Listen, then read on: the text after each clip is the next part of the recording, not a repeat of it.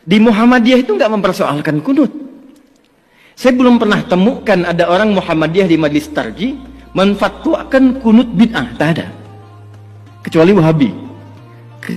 Wahabi. Tahlilan. Dan ternyata Kiai Haji Ahmad Dahlan tuh nggak pernah nyual itu. Nggak pernah nyual. Dan saya telusuri di konfigurasi hukumnya itu, ternyata persoalannya bukan fikihnya. Ada kasus di kalangan masyarakat ingin menyelenggarakan tahlilan, ternyata tak punya materi, sehingga dia harus berhutang kepada tetangganya untuk mewujudkan tahlilan itu.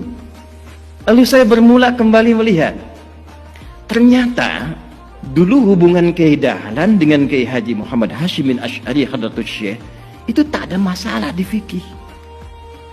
Di akidah pun tak ada masalah. Problemnya muncul kemudian karena ada irisan-irisan yang sesungguhnya tak ada kaitan langsung dengan fikih. Saya ambil contoh begini misalnya. Masalah tahlilan tadi. Kan bedanya NU dengan Muhammadiyah cuma di harokat saja kan? Tadi saya katakan sebetulnya saya riset. Di fikih ini tidak jauh Pak, Bu.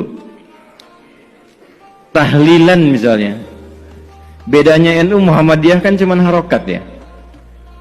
NU pakai nasab, Muhammadiyah pakai rofa.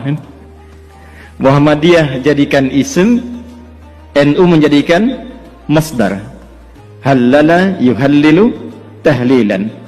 Nasab harokatnya fathah. Orang Arab tuh kan kalau bilang nasaba, dia katakan nasabar rajulu asahu alal ardi.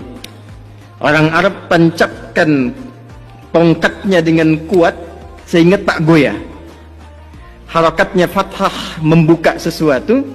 Jadi kalau tahlilnya menggunakan metode NU, tahlilannya mayatnya jadi jenazah, masuk sudah ke alam kubur, nasaba, lalu untuk memberikan Fatihah dan turunannya dibuka kemudian menggunakan skema tahlilan.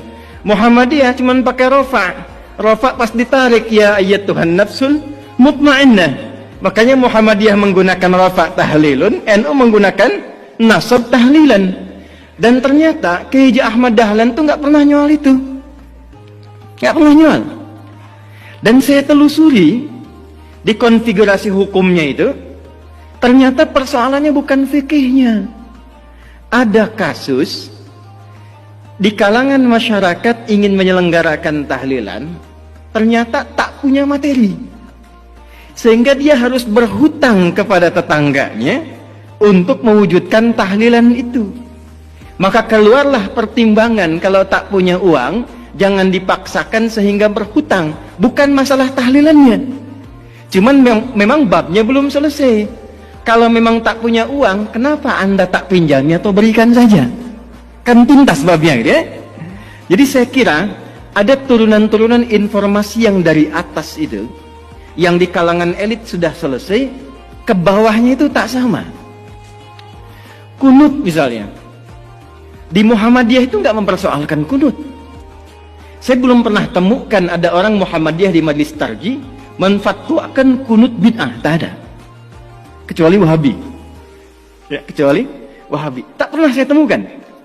Bahkan fatwanya yang terjadi ketika ada imamnya kunut yang di belakang mengaminkan, ketika imam di depan pun tak kunut, yang di belakang tak usah sujud sahwi. Jadi tataran konsep di atas itu sudah selesai. Nah, apa yang menyebabkan ke bawah itu tidak tuntas kemudian? Ya, informasi-informasi ini saya kira belum tampilnya dan disemarakkannya dakwah-dakwah seperti Gus Bah, Gus Koyum. Di Muhammadiyah ada kami, ada teman-teman yang lain. Nah, saya mungkin sarankan di semua turunan ke PWM, PWNU sampai yang ke bawah, itu yang difasilitasi untuk muncul. Karena problemnya di luar negeri itu antara faqih, alim, mufti, muballigh, da'i itu jelas. Saya usia 26 tahun, di Libya diangkat jadi amin khutbah. Boleh menentukan siapa yang khatib. Teman-teman saya yang ngaji sama saya sekarang jadi kiai semua tuh. Kiai Muhammad Imam Sofwan Yahya, menantunya Kiai Aqil Siraj. Itu teman seangkatan saya di Tripoli, ngaji bahasanya dengan saya. Kiai Nurul A'la, Pati.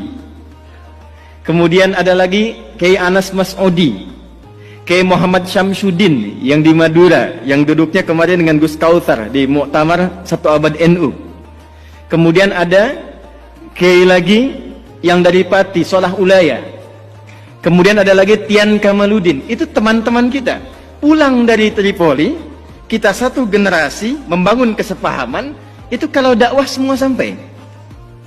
Nah, saya kira yang terakhir yang ingin saya akhiri, saya pikir sudah saatnya sekarang kita tidak berbicara lagi dalam konteks perbedaan NU Muhammadiyah dalam tatanan yang disepakati, tapi sekarang babnya adalah bagaimana membangun persaudaraan yang menyinergikan sehingga gagasan-gagasan besar yang disampaikan oleh Gus Yahya tadi di depan, membangun peradaban, membangun kemanusiaan, saya kira bisa diinisiasi di bumi pertiwi ini melalui penyatuan dan sinergitas NU dan Muhammadiyah. Ya, tentu nggak akan sama semuanya. Bab rumah sakit, Muhammadiyah. Bab kampus, Muhammadiyah. Pernah ada yang tanya, berapa jumlah kampus Muhammadiyah? 157. Kepada Kiai Hasyim Muzadi. Kenapa di NU nggak ada kampusnya? Kata Kiai Hasyim, santai saja. Ya, selain yang Muhammadiyah punya NU semua itu. Jadi jangan khawatir, insya Allah kalau ada yang di NU masuk Muhammadiyah nggak akan jadi Muhammadiyah. Yang di Muhammadiyah bisa sekolah ke NU.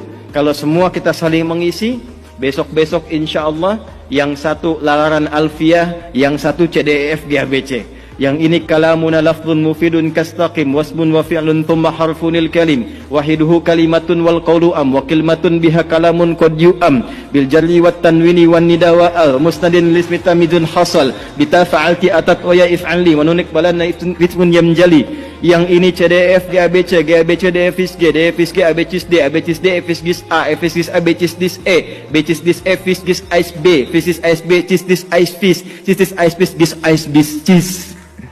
Ya lal watan, ya lal watan, ya lal watan, hubbul watan minal iman, wala takum minal hirman, inhadu ahlal watan. Itu rumusnya pakai rumus Rajaz.